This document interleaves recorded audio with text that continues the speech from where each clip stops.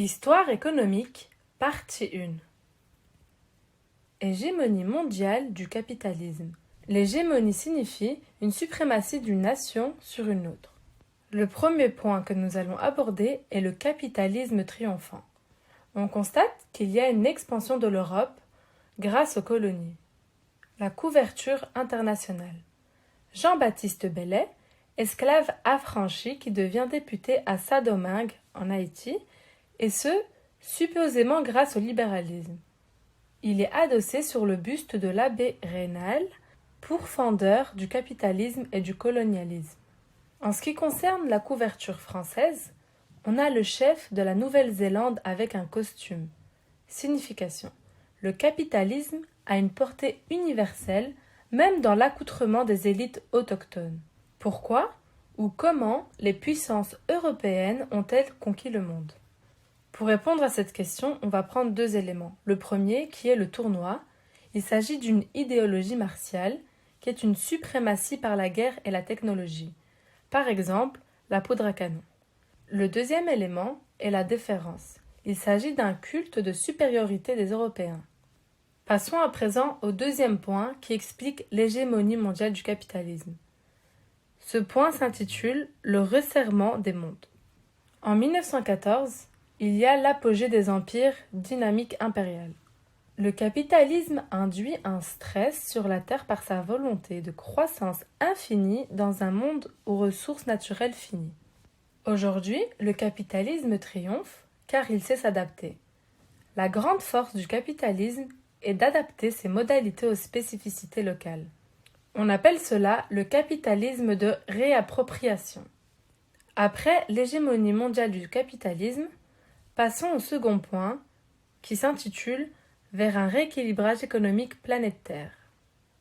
À partir de 1750, on assiste à la grande divergence entre l'Europe du Nord-Ouest qui vont mettre en place les conditions de l'industrialisation par rapport aux autres régions du monde et affirmer leur puissance.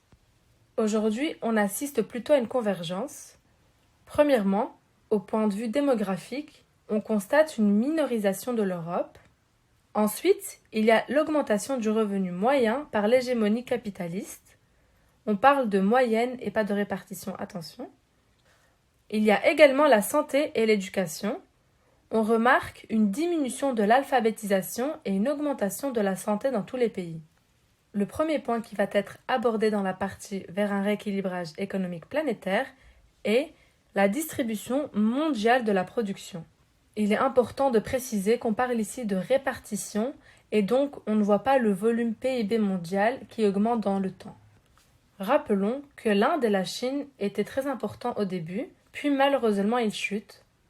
Aujourd'hui, il y a convergence, ils vont dépasser les États-Unis et l'Europe pour se retrouver premiers à nouveau.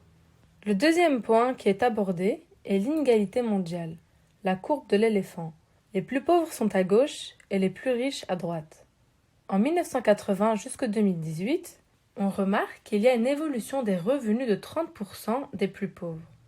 Il y a un essor des pays émergents, 50% des plus pauvres ont capté 12% de croissance. Il y a également une prospérité des 1%.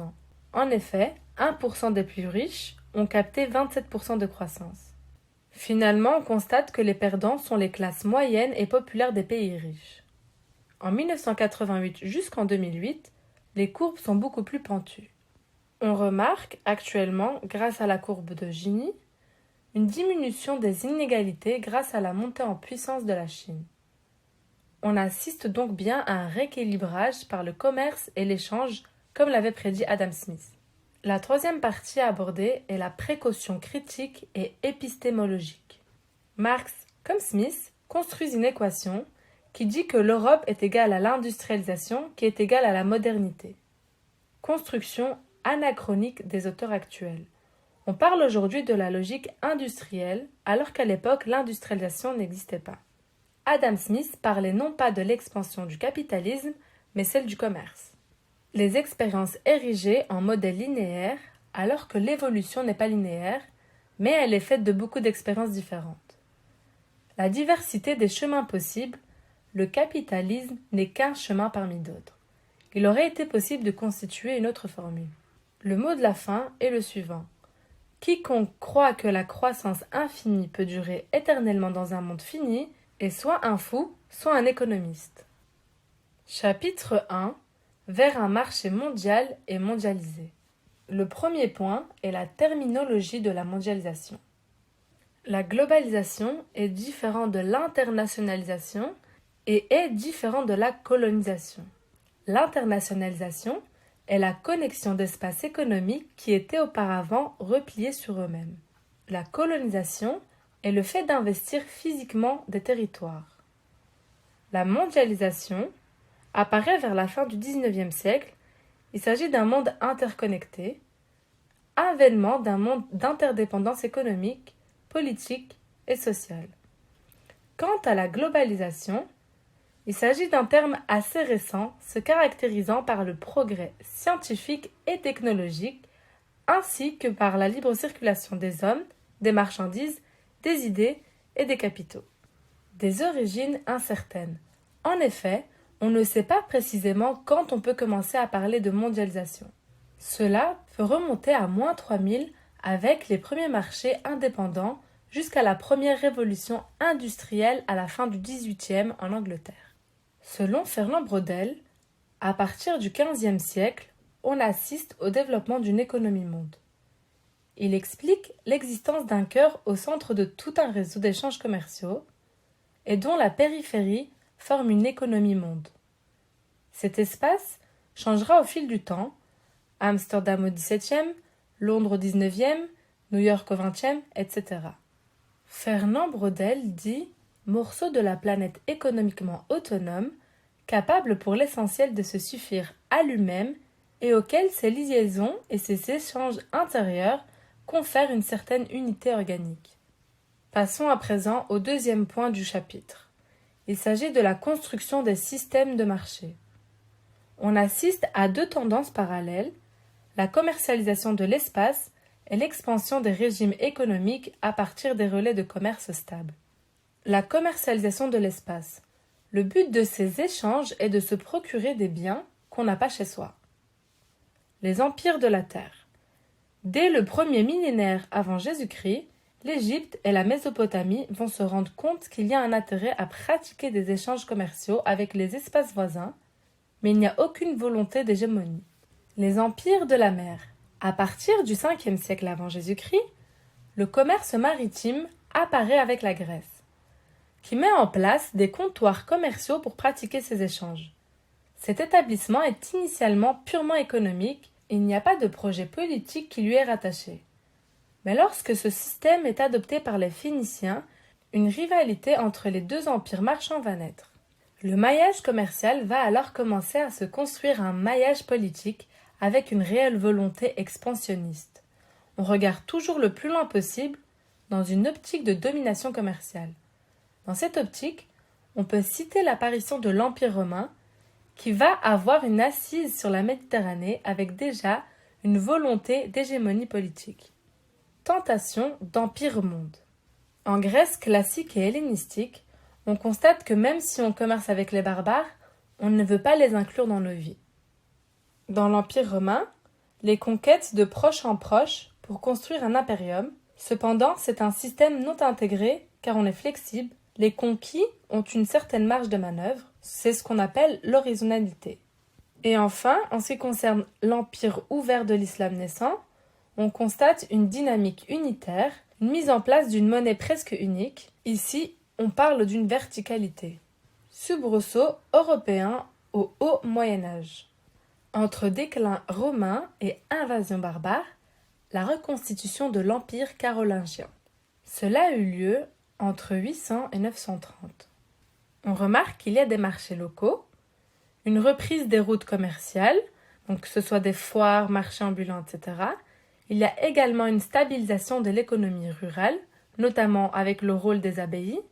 Et enfin, il y a un contrat féodo-vassalique. Il signifie que le seigneur s'engage à la protection de ses vassaux qui s'engagent à participer à ces guerres et à lever l'impôt. À présent, passons au troisième point du chapitre, qui est l'internationalisation des marchés. Au Moyen-Orient, L'Empire islamique est extrêmement puissant à la fois sur le plan militaire et économique. Il y a une rivalité avec les grands empires marchands tels que Venise, mais pas d'échange. Henri Pirenne, né en 1862 et décédé en 1935, met en place la thèse Pirenne et ses limites. Selon lui, l'invasion musulmane au 7e siècle interrompt la dynamique des échanges en Méditerranée occidentale. Il dit que sans l'islam, l'empire franc n'aurait sans doute jamais existé et Charlemagne sans Mohammed serait inconcevable. Sa thèse est contestée car les recherches ont montré que l'islam s'est greffé à l'économie dans le bassin méditerranéen. Du côté de l'Asie, plus précisément en Chine, on aperçoit aussi des prémices du capitalisme déjà dans la dynastie des Song de 960 à 1279. L'empereur divise géographiquement la production et valorise les politiques d'échange, notamment par la construction de canaux et des routes, mais elle n'est pas forcément ouverte vers l'extérieur. Ils acceptent des missionnaires, mais ce n'est pas systématique. Les grandes invasions mongoles sonnent la fin de ces échanges. Intensité des échanges internes, nommé le delta du Yangtze. Du côté de l'Amérique, elle reste un peu en retrait sur la carte mondiale. Il y a bien sûr des avancées technologiques dans les comtés des Mayas et des Aztèques, mais elle demeure dans une sorte de confinement où il n'y a pas cette volonté d'expansion qu'on retrouve aussi bien chez les Chinois, chez les Arabes et un peu plus tard chez les Européens. Quant à l'Europe, les empires agraires, donc agricoles, sont ouverts sur le monde, mais l'Europe est encore absente sur le grand empire économique mondial, plutôt centré sur elle-même. Il n'y a pas encore de réelle volonté d'expansion. Les cités marchandes et places financières. La volonté de ces grandes cités marchandes est de pratiquer des échanges à des grandes distances dans une optique de domination commerciale. Au XIVe siècle, Venise est au cœur de l'économie mondiale avec des comptoirs partout dans le monde. On voit pour la première fois l'apparition d'un système pyramidal entre maison mère et succursale. Mais aussi les premiers systèmes de chèques, les lettres de change permettaient de faire une commande depuis Anvers en envoyant une lettre de change à Venise pour que le commerçant aille tirer l'argent à la banque. Venise deviendra aussi une grande puissance politique avec la naissance du système de Doge. Il s'agit d'une interaction entre politique et économie. En conclusion, l'expansion du commerce ne se fait pas forcément au détriment des autres, ce n'est pas un jeu à somme nulle. Au XIVe siècle et XVe siècle, les échanges commerciaux s'intensifient. 3 cultures de la consommation à l'ère du capitalisme marchand. Empire of Things, Frank Trantman. Se démarquer par la consommation, le luxe, on part d'une diffusion de l'élite vers la base. Par exemple, le sucre était réservé aux élites avant de devenir un produit de masse. Italie de la Renaissance, qui comprend Florence, Gênes et Venise, il y a une économie monde ainsi qu'une innovation au niveau bancaire. Selon l'auteur, il n'y a pas plus d'inégalité à Florence au XIVe siècle qu'aux USA aujourd'hui. Chine de Ming du XVIe siècle au XVIIe, il y a une division du travail. Et enfin, en Grande-Bretagne et en Province-Unie au XVIIe siècle, on constate des compagnies à charte. Expansion ultramarine du commerce européen. On passe du système méditerranéen au système atlantique mondial. L'Europe se rend compte du potentiel des Amériques. Venise laisse la place à Gênes de l'autre côté de l'Italie. Attention, le système méditerranéen ne signifie pas uniquement la Méditerranée, mais aussi toute la route et fleuve autour. Les puissances européennes s'insèrent violemment dans les réseaux commerciaux existants. Le XVIe siècle voit le basculement vers un maillage commercial mondial et eurocentré. On n'est plus dans une logique de capitalisme d'échange, mais dans un capitalisme de guerre à la base du système capitaliste actuel. La Chine a aussi essayé cette voie par les 7 voyages de l'amiral Zheng He de 1405 à 1433, mais la dynastie Ming y a mis un terme et n'avait pas de volonté expansionniste. Le développement des compagnies à charte. Les Pays-Bas et l'Angleterre vont mettre en place des compagnies maritimes, sociétés anonymes, qui ont pour objet d'avoir le monopole de certains produits exotiques. Ce sont les premiers partenariats publics-privés. Ces compagnies possèdent une charte de l'État leur garantissant sécurité et protection. On assiste pour la première fois à la mise en place de comptoirs commerciaux privés où ils auront le pouvoir politique et fiscal. Exemple, Macao, Hong Kong, Shanghai, etc. La Compagnie anglaise des Indes orientales, East India Company, de 1600 à 1874. Cette compagnie est constituée d'un capital variable, de responsabilités financières limitées et de 200 000 hommes actifs. La Compagnie néerlandaise des Indes orientales, VOC, de 1602 à 1798. Elle a été créée pour faire concurrence à l'Angleterre. Elle est constituée d'un capital fixe, obligations et actions cotées à la bourse d'Amsterdam, et sa structure financière est décentralisée. Les compagnies anglaises et néerlandaises vont assurer leur mainmise sur les Indes orientales, car on se rend compte qu'il faut d'abord assurer sa présence dans ces espaces orientaux, dans la mesure où l'Espagne et le Portugal ont déjà une longueur d'avance du côté de l'Amérique latine. Contrairement à l'Espagne et au Portugal, où la gestion du commerce extérieur était uniquement publique, l'Angleterre et les Pays-Bas ont su s'insérer dans la logique capitaliste en privatisant cette compétence, ce qui lui a accordé une certaine flexibilité au niveau organisationnel et comptable. Le secteur du luxe tire le commerce international. Au XVIIe et au XVIIIe siècle, les échanges résultent d'une division internationale du travail rythmée par les avantages comparatifs. La découverte de l'Amérique entraîne un premier basculement. On passe de l'importation des produits asiatiques, épices, porcelaine, soie et coton, au commerce transatlantique. On y retrouve le sucre, le tabac et le café. C'est la révolution industrielle au début du XIXe siècle qui permet un second basculement. Les produits manufacturés de demi-luxe sont désormais fabriqués en Europe. C'est le cas notamment pour les cotonnades indiennes. Seules les matières premières sont importées. Indigo, opium, coton brut, soie brute, etc. Il n'a pas fallu attendre la révolution industrielle pour voir apparaître un capitalisme marchand.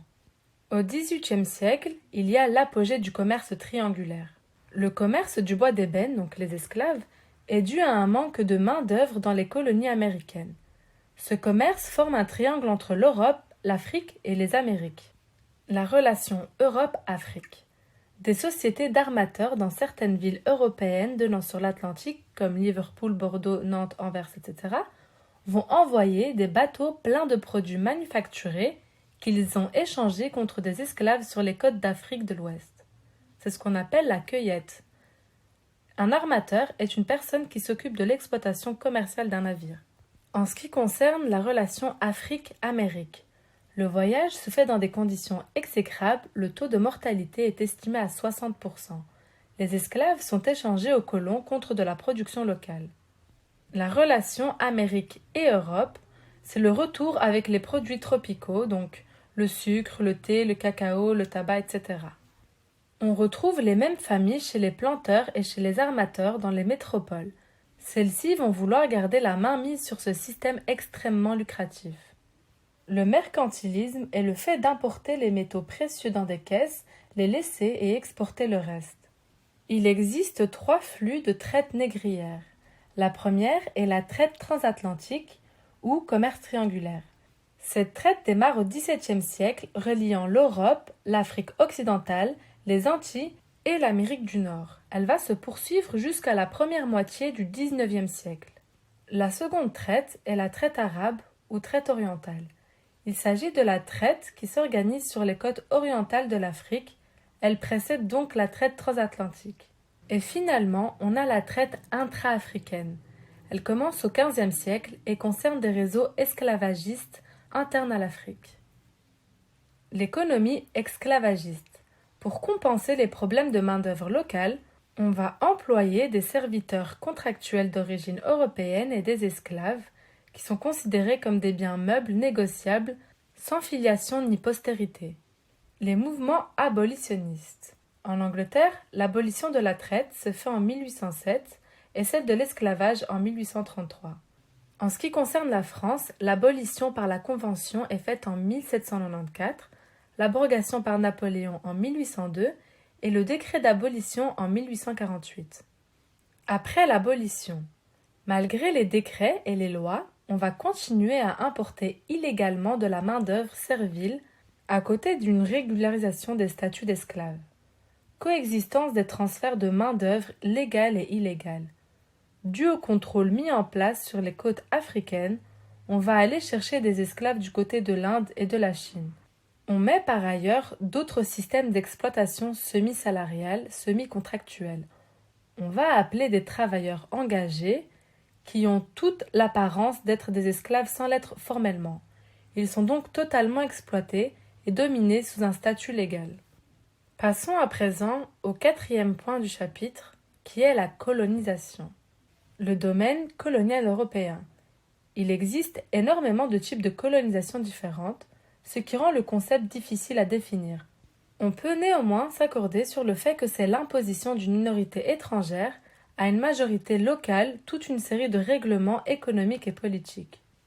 Il faut encore différencier les colonies comptoirs des colonies de peuplement. Les premières ont une vocation purement commerciale, alors que les secondes ont plus une vocation politique ainsi que l'installation permanente de colons sur place. Il arrive parfois qu'une colonisation comptoir se transforme en colonisation du peuplement comme l'Inde par la compagnie anglaise et l'Indonésie par la compagnie néerlandaise. Le XVIIIe siècle est d'abord marqué par une importante baisse de la population et de la superficie du domaine colonial européen, ayant pour cause l'indépendance des États-Unis et des colonies d'Amérique latine. Puis ensuite par une augmentation due aux colonisations asiatiques. On peut donc dire qu'on assiste à un déplacement du centre de gravité à la fois des puissances coloniales, de l'Espagne vers l'Angleterre, mais aussi du domaine colonial, de l'Amérique vers l'Asie. Les termes du pacte colonial. La colonisation est par définition un échange économique inégal. Les termes de pacte colonial sont encore une fois euphémismes, car il n'y a pas de pacte, mais une imposition. On y retrouve une importation exclusive dans les colonies de produits issus de la métropole. Les colonies sont forcées d'acheter la production de la métropole. Il y a également une exportation exclusive des produits des colonies vers la métropole, qui peut le réexporter à son tour. Et enfin, il y a une interdiction aux colonies de fabriquer des produits concurrentiels à la métropole. Ce sont des facteurs essentiels pour comprendre le décalage entre les anciennes colonies et les métropoles. Si on n'investit pas, on empêche le développement économique sur plusieurs générations. La colonisation africaine. Pour ce point, il est recommandé de lire l'ouvrage Congo de David Van Reybrouck. Le Scramble for Africa. Dans les années 1870, tout le monde, petite comme grande puissance, veut un bout de l'Afrique. Pour le cas du Congo, Léopold II comprend qu'il n'est qu'un petit pays. Il va donc avoir l'idée de patronner des expéditions en Afrique. Ce sont des expéditions scientifiques, géologiques et géographiques.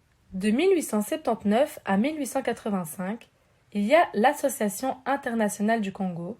Il s'agit d'une zone de libre-échange et de circulation. Tout le monde est content. En 1885, il y a la conférence de Berlin. De 1885 à 1909, il y a l'État indépendant du Congo. Il s'agit d'une possession personnelle de Léopold II en promettant la liberté de passage aux puissances avoisinantes. Il y a une gestion économique par le régime domanial ou les compagnies concessionnaires. La rentabilité se fait à partir de 1895 et au même moment, il y a les dénonciations des violences.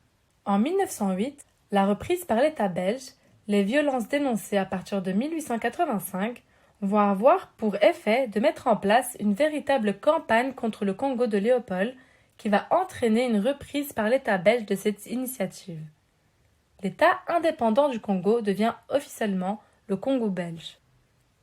Passons à présent au point 5 du chapitre, qui est la domination économique des sociétés impériales, les traités inégaux dans les pays indépendants. Les traités inégaux sont une variante du pacte colonial à la différence près que le traité va être conclu entre pays souverains, exemple Chine, Brésil, Empire ottoman, etc. Le cas de la Chine. Humiliation et quasi-colonisation. Jusqu'en 1750, les territoires chinois sont extrêmement avancés et très prospères. Mais on va assister entre 1750 et 1850 à un certain flottement, à une instabilité politique que les Occidentaux vont exploiter. La première guerre de l'opium est le traité de Nankin en 1842. L'opium est d'abord récolté en Inde, qui est constituée de comptoirs britanniques et investi par la puissance britannique. La majeure partie de cet opium qui va être vendu à l'export va être écoulé en Chine, dans un rapport de force qui est très fortement du côté de la Grande-Bretagne. Les Chinois vont alors se révolter contre cette inondation du marché qui déstabilise la population, mais cela ne plaît pas aux Britanniques. La Grande-Bretagne va donc assez rapidement faire comprendre à la Chine qu'il s'agit là d'une offre et qu'ils ne peuvent pas refuser, et c'est alors là que la première guerre de l'opium éclate. La Chine se rend alors compte que la capacité militaire d'un pays est essentielle à côté de sa souveraineté économique et sa souveraineté politique. La défaite de la Chine va aboutir au traité de Nanking en 1842, qui est une véritable concession dans la mesure où la plupart des exigences britanniques sont conservées. Les parts de marché vont non seulement être conservées, mais les Britanniques vont également exiger l'ouverture d'autres comptoirs. Le traité de Nanking consolide donc vraiment l'implantation, la quasi-colonisation économique de la Chine par la Grande-Bretagne.